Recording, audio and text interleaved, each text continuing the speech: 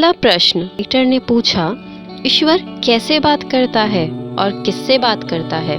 जब राइटर ने यह प्रश्न पूछा तब जो उत्तर आया वह यह था, मैं तो सभी से बात करता हूँ। मुद्दा यह नहीं कि मैं किससे बात करता हूँ, बल्कि यह है कि सुनता कौन है। चकित होकर राइटर ने ईश्वर से इस बात का खुलासा करने को कहा, तो जो उसने बताया वह यह था। सबसे पहले तो बात करना क्या है। जब हम किसी से बात करना चाहते हैं, जैसे कि मैं तुमसे और तुम मुझसे, तब हम तुरंत ही शब्दों की एक काल्पनिक सीमा में सिमट कर चलने लगते हैं। इसी कारण से मैं केवल शब्दों से बातचीत नहीं किया करता हूँ।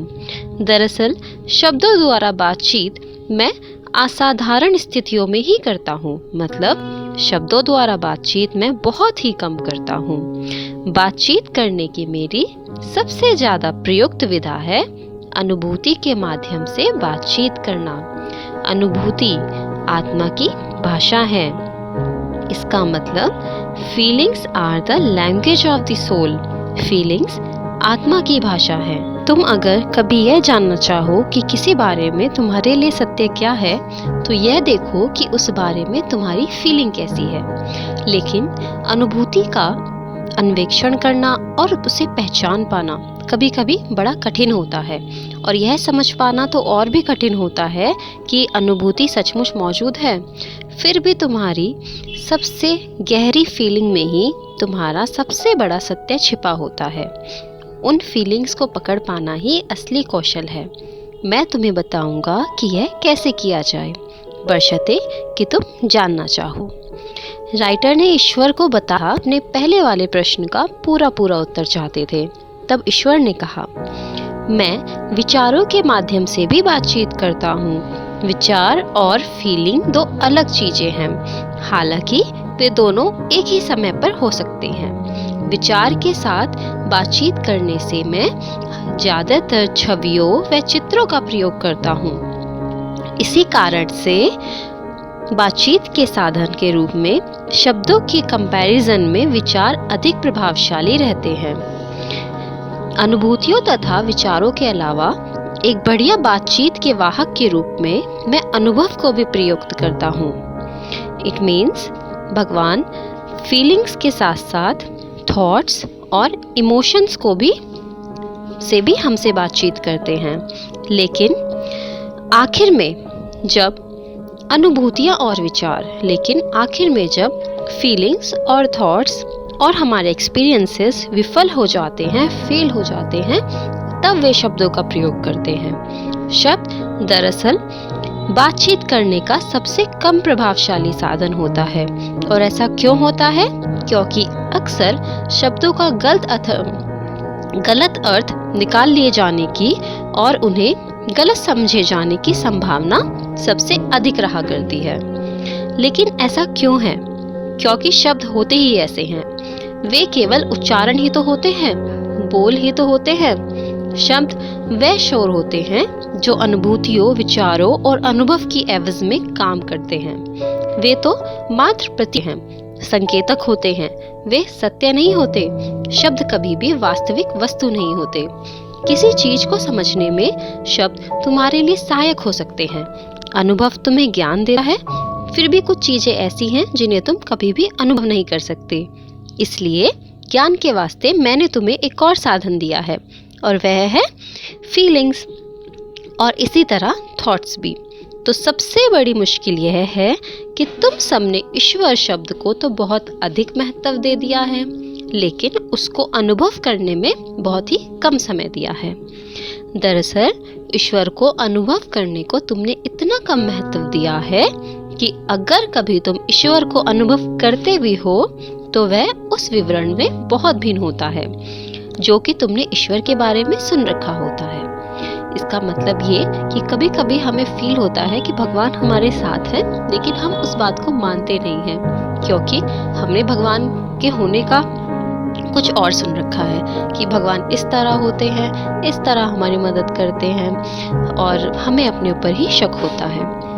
इसलिए हम उस अनुभव को खुद ब ही खुद दरकिनार कर देते हैं और सुने सुनाए शब्दों को ही पकड़कर बैठ जाते हैं, जबकि इसका उलट होना चाहिए। तो ये चारों साधन हैं जिनके जरिए मैं बातचीत किया करता हूँ, लेकिन यह कोई नियम नहीं है, क्योंकि जरूरी नहीं कि सारी ही अनुभूतियाँ, सारी ही फीलिंग्स, सारे ही विचार, सारे ही अनुभव और सारे ही शब्द मेरी तरफ से ही आने वाले हों। बहुत सारे शब्द तो ऐसे हैं जो दूसरों के द्वारा मेरे नाम से बोले जाते रहते हैं। जैसे हमने ऐसी बहुत सी बातें सुनी हैं जो हमें लोग कहते हैं कि भगवान ने कहा है, पर क्या वो जरूरी है कि वे भगवान ने कहा हो? तो यही विवेक बुद्धि के लिए एक चुनौती होती है।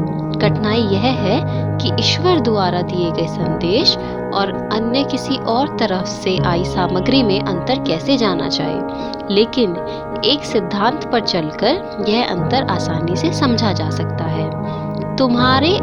तुम्हें आने वाला तुम्हारा उच्चतम विचार, तुम्हारा स्वच्छतम शब्द और तुम्हारी श्रेष्ठतम फीलिंग, ये हमेशा मेरे ही दिए होते हैं। बाकी सब कुछ कहीं और से आया हुआ होता है। तो अंतर को समझने का काम अब तो तुम्हारे लिए आसान हो गया होगा, क्योंकि उच्चतम क्या है, स्वच्छतम क्या है और श्रेष्ठतम क्या है, यह पहचानना तो नौसिखिए के लिए भी कोई मुश्किल नहीं होता। फिर भी मैं तुम्हें कुछ सूत्र बताता हूँ। उच्चतम विचार सदैव ही वह विचार होता है जो कि आनंद से भरा होता है। स्वच्छतम शब्द वे शब्द होते हैं जिनमें सत्य होता है, और श्रेष्ठतम फीलिंग वह फीलिंग होती है जिसे तुम प्रेम कहते हो।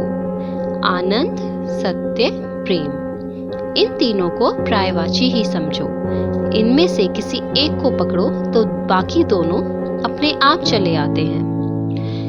मेरे अधिकांश संदेशों पर ध्यान ही नहीं दिया जाता है।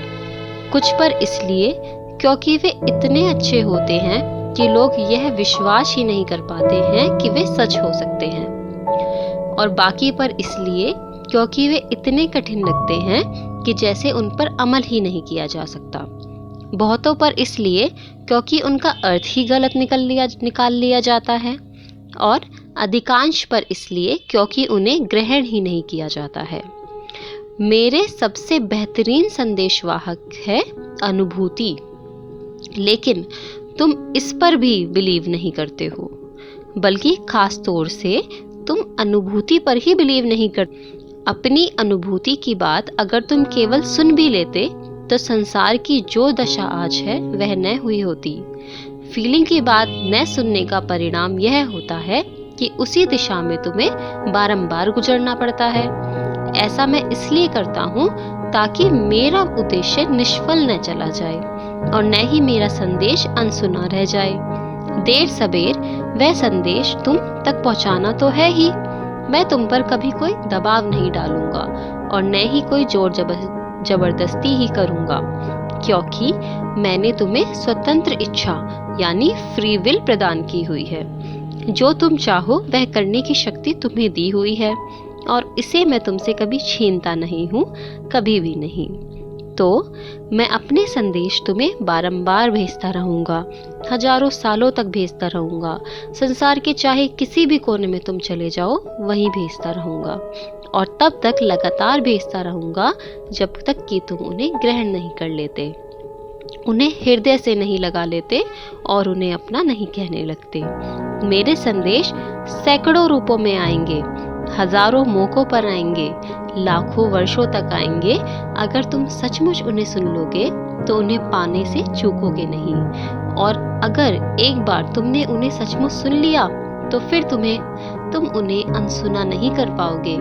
इस तरह हमारे बीच बातचीत की शुरुआत होगी, क्योंकि इससे पहले तो केवल तुम ही मुझसे बोलते करते रहते थे, औरों के लिए सिफाते रहते थे। लेकिन अब मैं तुमसे बातचीत कर सकता हूँ बिल्कुल वैसे ही जैसे अब कर रहा हूँ। अब राइटर कहते हैं कि वे ये कैसे जाने यह बातचीत ईश्वर की ओर से हो रही है, कैसे जाने कि अपनी कोई कल्पना नहीं है। तो गॉड कहते हैं, इस बात से क्या फर्क पड़ेगा? क्या तुम नहीं देखते कि मैं तुम्हारी किसी भी कल्पना के माध्यम से वैसे ही बड़ी आसानी से काम कर सकता हूँ जैसा कि किसी भी अन्य चीज के माध्यम से। मैं कभी भी किसी एक या अनेक साधनों का प्रयोग करते हुए समय अनुकूल अवसर पर तुम्हारे मन में ऐसा बिल्कुल सही व सटीक विचार या शब्द या फीलिंग ले आऊंगा जो कि तत्कालीन आवश्यकता के लिए उचित होगी। तुम जान जाओगे कि ये शब्द मेरी ही ओर से आ रहे हैं, क्योंकि तुमने अपनी स्व इच्छा से अपनी बात इतने स्पष्ट रूप से कभी नहीं कही होगी। इतनी ही स्पष्टता से इन प्रश्नों पर अगर तुम पहले बोले होते तो ये प्रश्न तुम आज नहीं पूछ रहे होते। अब राइटर पूछते हैं, ईश्वर किससे बातचीत करता है? क्या वे कोई खास लोग होते हैं? क्या उनका कोई खास समय होता है? सभी लोग खास हैं और हर समय खास होता है। ऐसा कोई भी व्यक्ति और कोई भी पल नहीं होता जो किसी अन्य व्यक्ति या अन्य पल से ज्यादा खास हो। बहुत से लोगों का मानना है कि ईश्वर किसी खास तरीके से और केवल खास लोगों से ही बातचीत करता है। फिर राइटर पूछते हैं, ऐसा क्यों है कि आप खुद को प्रकट नहीं करते हैं? अगर ईश्वर सचमुच है और अगर आप वह हैं तो आप खुद को इस तरह से प्रकट क्यों नहीं कर देते कि हम सब आपको जान सके? भगवान कहते हैं, यह तो असंभव है, क्योंकि मेरा ऐसा कोई रूप या आकार है ही नहीं जिसे तुम ईश्वर समझ सको। मैं कोई एक ऐसा रूप या आकार धारण तो कर सकता हूँ जिसे कि तुम समझ सको, लेकिन तब हर कोई यह मान बैठेगा कि उन्होंने जो देखा है वह और केवल वह ही ईश्वर का रूप व आकार है, न कि यह बात कि वह रूप तो ईश्वर के अनेक रूपों व आकारों में से एक है। लोगों का विश्वास है कि वे मुझे जैसा देखते हैं मैं वैसा ही हूँ, जबकि मैं वैसा हूँ जैसा कि वे मुझे देख ही नहीं पाते हैं। लेकिन मैं परम अगोचर हूँ, ना कि वह जो किसी अवसर विशेष पर मैं बन जाया करता हूँ। एक तरह से मैं वह हूँ जो मैं नहीं हूँ। मैं शून्य से आता हूँ और फिर उसी में वापस विलीन हो जाता हूँ। लेकिन जब कभी भी मैं किसी विशेष रूप या आकार में आता हूँ, किसी ऐसे रूप में जिसे मुझे लगता है कि लोग मुझे जान सके, तो फिर हमेशा हमेशा के लिए वे मेरे उस रूप को ही ईश्वर मान बैठते हैं। और अगर अन्य लोगों के लिए भी मुझे किसी अन्य रूप में आना भी पड़ता है तो पहले वाले कहते हैं कि यह दूसरे रूप वाला ईश्वरी रूप वाला मैं वैसा नहीं होता हूँ जैसा कि पहले रूप में था, और न ही उस रूप में मैं वैसी बातें ही करता हूँ जैसे कि पहले वाले रूप में किया करता था। इसलिए भला मैं ईश्वर कैसे हो सकता हूँ? इसलिए इस बात का महत्व ही नहीं है कि मैं किस रूप में और किस तरह से खुद को प्रकट करूं। लेकिन अगर आप कुछ ऐसा करें जो कि इस सत्य का प्रमाण दे दे कि किसी भी संदेह या विवाद से परे वह आप ही हैं, तो भगवान कहते हैं, तब भी उनमें ऐसे लोग होंगे जो कहेंगे कि यह तो शैतान का भेजा हुआ कोई है, या यह किसी का स्वांग है और कुछ नहीं, या कुछ भी है मगर ईश्वर नहीं है। अगर मैं खुद को सर्वशक्तिमान भगवान की तरह प्रकट करता हूँ, भूलोक व परलोक के स्वामी की तरह प्रकट करता हूँ और इसे सिद्ध करने के लिए पर्वतों को भी हिला देता हूँ, तो भी ऐसे लोग हैं जो कहेंगे अवश्य ही यह शैतान है। इसलिए ईश्वर वैसा ही है जैसा कि होना चाहिए। इस वीडियो में इतना ही। आगे मिलते हैं इस बुक के चैप्टर 1 के नेक्स्ट पार्ट के साथ। मुझे सुनने के लिए धन्यवाद। आपका दिन शुभ हो।